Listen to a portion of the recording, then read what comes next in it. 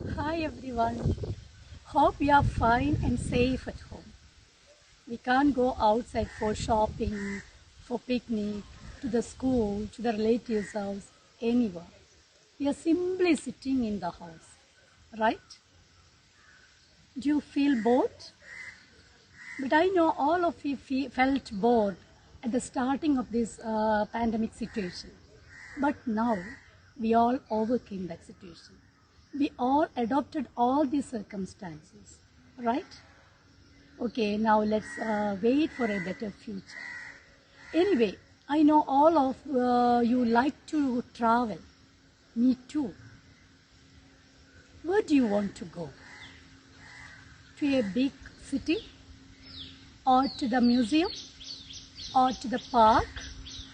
Or to the place where the nature's beauty, filled with nature's beauty? Where do you like to go?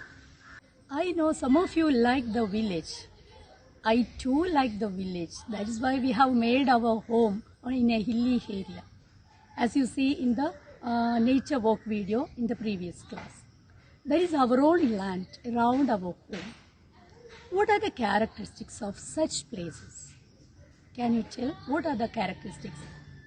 Then what is the difference between the big city, busy city, or a life, town, city life and the village life?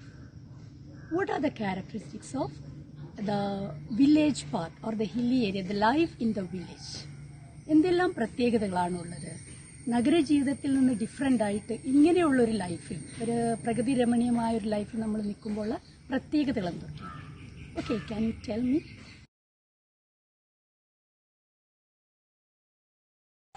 Life there is really comfortable and peace on hilly areas or village areas. Hilly areas have mountains and rivers around them. They cultivate and produce the food they need. Life here bestowed us with pure water to drink, pure air for breathe, trees, plants, animals, birds and insects, etc. All the people of village are honest and hardworking. It is free from dirt and dust. They live with unity amongst themselves. All the people are really enjoy and love very much to life here.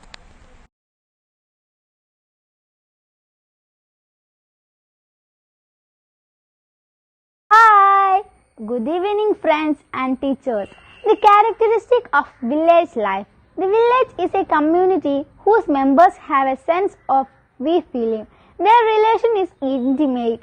Neighbors have good relations with each other. No pollutions. Happy life. Joint family. Peaceful life. Village lead a very simple life. Faith in religion. Village people are very conservative. Thank you. Okay, very good. The life will be very happy and peaceful. Then quiet place. Actually, is it a quiet place? No. Different sounds are there. The babbling sound of the river, barking sound of dog, buzzing sound of insect and crickets, the rustling sound, right?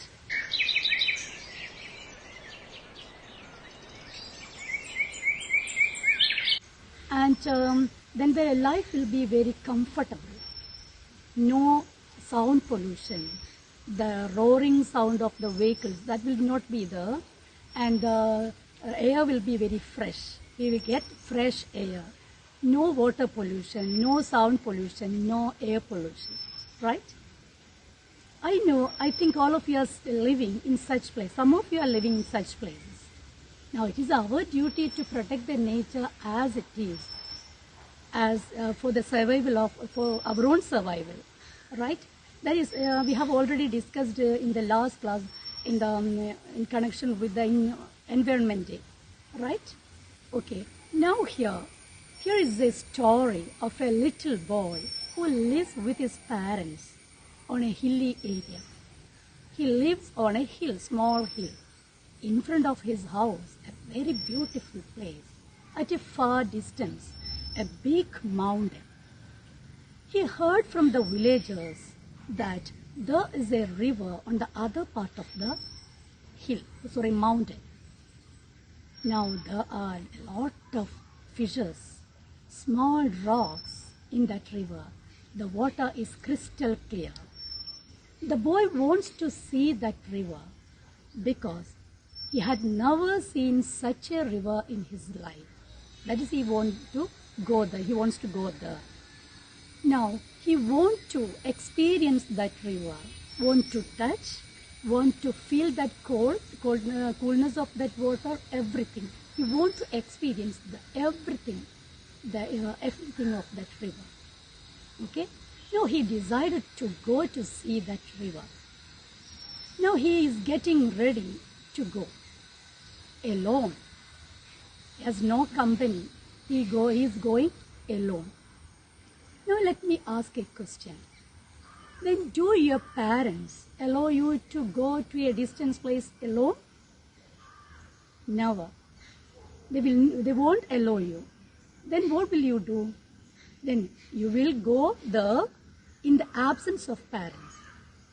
Same. That happened here too. The boy is going to that river alone. At that day, his parents were not there. Now they have gone outside to visit their relatives. Okay? Now all these, that is there in your textbook. Take page number 9 and let's read it. Take page number 9 in your textbook. How far is the river? I'll read first and you should read along with me. And after my reading, you should pause the video and read it 2 or 3 times yourself. Okay? Now take your pen with you also. How far is the river? Between the boy and the river stood a mountain. The boy was young and the river was small, but the mountain was big. The thickly forested mountain hid the river, but the boy knew it was there. He had never seen the river with his own eyes, but from the villagers he had heard of it, of the fish in its waters and of its rocks. He wished to touch the water and know it personally. He stood in front of the house on the hill opposite the mountain and gazed across the valley, dreaming of the river. He was about 12 years old, a sturdy boy with untidy black hair and shining black eyes. He had fine features and clear brown skin, but his hands and feet were rough and scratched.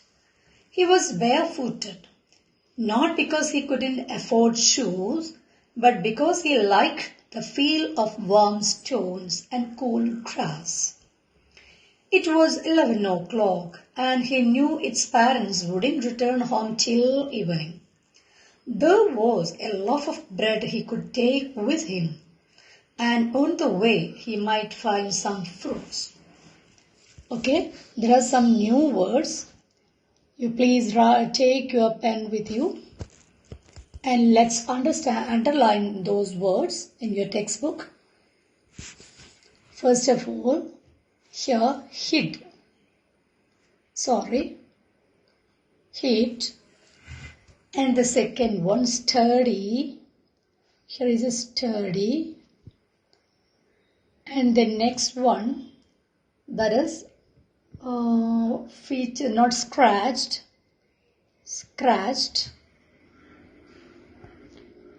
And the next one, that's all. There are other barefoot. One more thing is the barefooted. Only 4 new words. You should write down these words in your notebook after writing that heading, title of that story. And you should write down all this in your notebook and find out its meaning from the glossary at the end of this page, page number 33, at the end of this page, or from the dictionary in your home, and or search in the Google. Okay? Okay, have you finished your reading? What do you get from your reading? Now our writer Ruskin Bond described the boy very well. How was that description? Can anybody tell? How was that description? Yes, the boy is 12 years old, a sturdy boy with an untidy black hair and shining black eyes, and his features are his skin is clear brown skin. The features are very good. All the parts are very good, nice features. And his hands and legs are rough and scratched. That means not smooth. Then one more thing is there.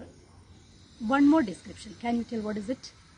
Yes, he is barefooted. What do you mean by barefooted? How will you go while you are walking or while you are traveling through that is through the field or through the forest? How do you go? With chappal? Yes. Now the boy goes without chappal, that is barefooted. Why does he go like this? What's the reason for barefooted? Can you tell? Yes. Now he wants to feel the warmth of the stones and the coolness of the grass. That means he wants to experience the nature as it is. ആ nature അതേപോലെ അനുഭവിക്കാൻ വേണ്ടിയിട്ടാണ് അവൻ barefoot ആയിപ്പോയത്. If we wear chappal, we can't experience, we can't feel the warmth and the coolness of the stone and the coolness of the grass. Okay. Now he gone barefoot. Okay. Now let's go with him. Okay. Now that is there in your textbook, page number 10 and 11. I'll read first. All of you read along with me. Okay. Take next page, page number 10. Here was the opportunity he had waited for. His mother and father had gone to visit relatives for the entire day and had left him on his own. If he came home before dark, before their return, they wouldn't know where he had been. He went into the house and wrapped the loaf in a newspaper. Then he closed all the doors and windows. The path to the river dropped steeply into the valley, then rose and went round the big mountain. It was frequently used by the villagers, the woodcutters, milkmen, and mule drivers, but there were no villages beyond the mountain or near the river. The boy passed a woodcutter and asked him how far it was to the river. The woodcutter was a short but powerful man with a creased and weathered face and muscles that stood out in hard, ugly lumps. 7 miles, he said, which was fairly accurate. Why do you want to know? I'm going to the river, said the boy. Alone? Of course. But it is too far. It will take you 3 hours to reach there. And then you have to come back. It will be getting dark. Besides, it is not an easy road. But I'm a good walker, said the boy, though he had never walked further than a mile from his house to his school. The path was steep and the boy had to run most of the time. It was a dizzy, winding path and he slipped once or twice. The hill was covered with lush green ferns.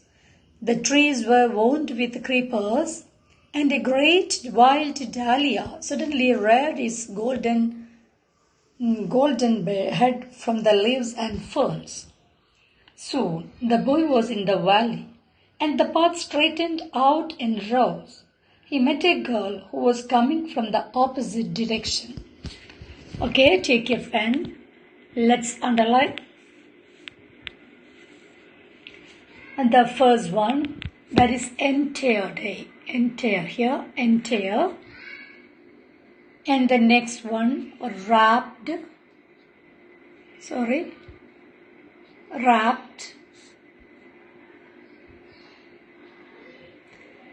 And next one, steeply.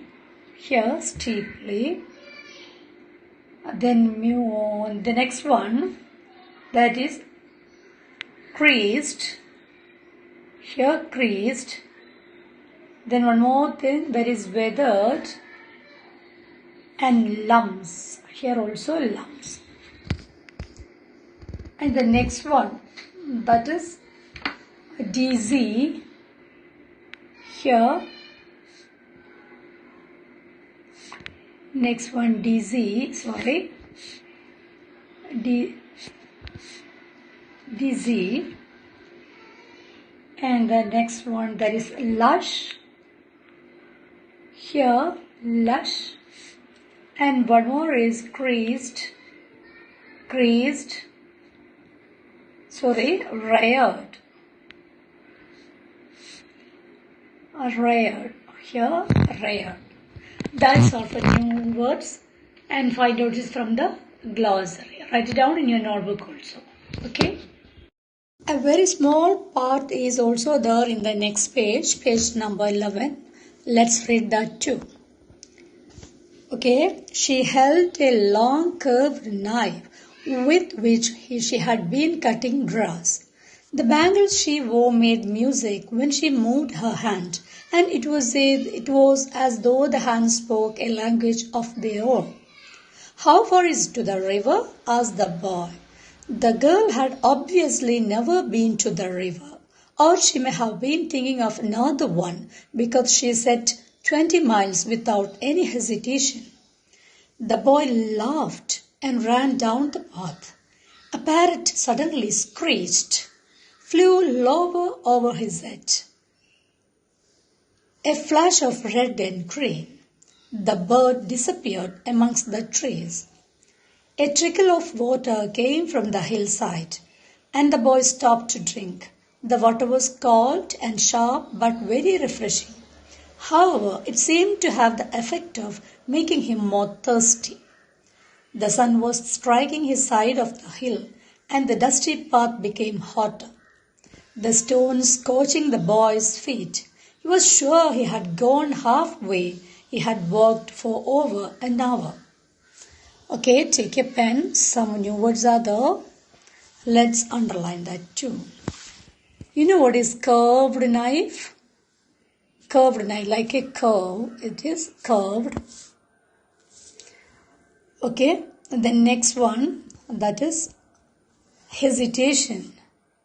Hesitation. Then one more is screeched.